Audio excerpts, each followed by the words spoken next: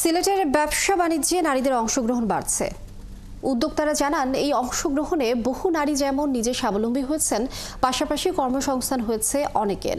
নারীদের এই এগিয়ে যাওয়ার সাধুবাদ দিয়েছেন জেলা চেম্বার অব কমার্সের সভাপতি। মোহিত দিদারের তথ্য ছবিতে প্রতিবেদন। নারী উদ্যোক্তা হিসেবে কাজ করছেন ডাক্তার নাদিয়া নুসরাত।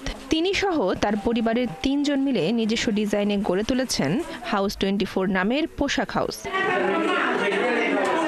নাদিরা জানান, 2019 সালে ব্যবসা শুরু করেন তিনি।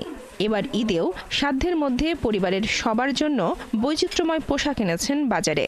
এছাড়া এবার তার নিজস্ব ডিজাইনে থাকছে বিয়ের পোশাক থেকে শুরু করে সব ধরনের পোশাক।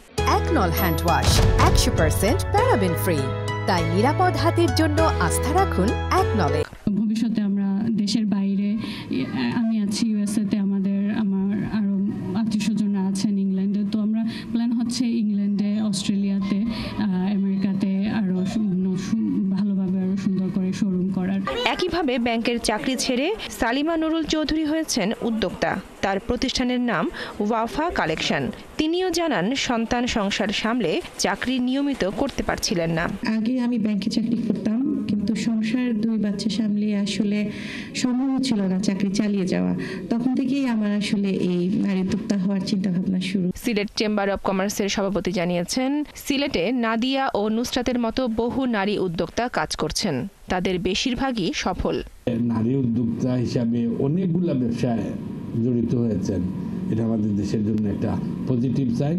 আমি অনুরোধ করব, সিলেটের মহিলাদের দেখে আমাদের সারা বাংলাদেশের নারী উদ্যোক্তারা এগিয়ে আসেন।